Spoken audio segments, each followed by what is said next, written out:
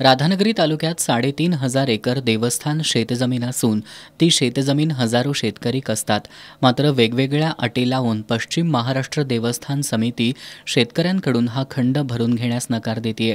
त्यामुळे हा खंड भरून घ्यावा, पीक पाणी नोंद करावी, शेतजमीन कसणाऱ्या शेतकऱ्यांच्या नावे करावी यासह विविध मागण्यांसाठी अखिल भारतीय किसान सभेच्या वतीनं आज राधानगरीतील अंबाबाई मंदिरापासून रॅली काढत राधानगरी तहसील कार्यालयावर मोर्चा काढण्यात आला.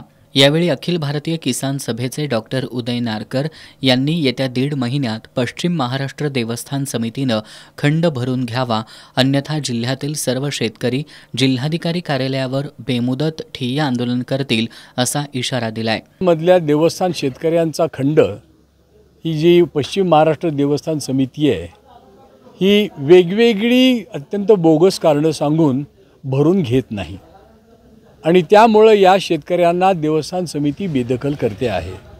तर या शेतकऱ्याकडे ही जमीन आहे याचा अधिकार त्याचा नष्ट होतो आणि म्हणून अखिल भारतीय किसान सभेनं निर्णय घेतलेला आहे की ही पीक पाण्याची नोंद करण्याची जबाबदारी ही शासनाची आहे. शासनानं ती जबाबदारी स्वीकारावी, त्यांच्या पीक पाण्याच्या पूर्वीप्रमाणेच त्यांनी नोंदी कराव्यात. यासाठी आम्ही प्रशासनाला 1.5 महिन्याचा अवधी दिलेला आहे.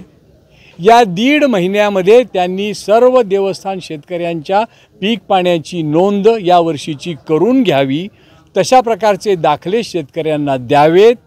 जर दिले नाहीत तर 1.5 महिना झाल्यानंतर जिल्ह्यातला सर्व देवस्थानचा शेतकरी आपल्या मुलाबाळांसकट कलेक्टर कचेरीमध्ये बेमुदत ठिय्या आंदोलन करेल असा निर्णय किसान सभेनं घेतलेला आहे. अखिल भारतीय किसान सभेचे राधानगरी तालुकाध्यक्ष कॉम्रेड दिनकर आदमापुरे यांनी भाजप सरकार सत्तेत आल्यानंतर सातबाऱ्यावरील खंडकरी शेतकऱ्यांची कुळवहिवाटीची नावंही काढून टाकल्याचा आरोप केला. मागण्या होत्या की त्या शेतकऱ्यांचं 7/12 उतार्यावर पूर्वीप्रमाणे नाव लागावं, त्यांच्या खंड भरायची प्रक्रिया आहे ते त्यांची नावं नसल्यामुळे खंड भरून घेत नाही, तर ते ताबडतोब या ठिकाणी खंड भरून घ्यावा.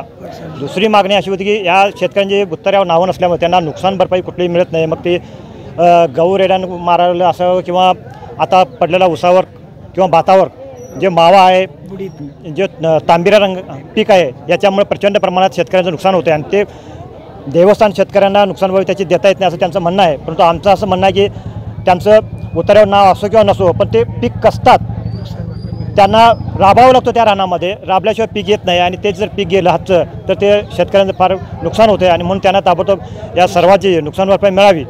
यावेळी विविध मागण्यांचं निवेदन तहसीलदार अनिता देशमुख यांना देण्यात आलं. मोर्चात ॲडव्होकेट अमोल नाईक, अखिल भारतीय किसान सभेचे सचिव बाबासाहेब भोसले, गणू सुतार, ज्ञानदेव शेंडगे, प्रभावती पांडव, बंडा केळुसकर, यशवंत कांबळे, अनंत चौगले यांच्यासह शेतकरी आणि महिला सहभागी झाल्या होत्या.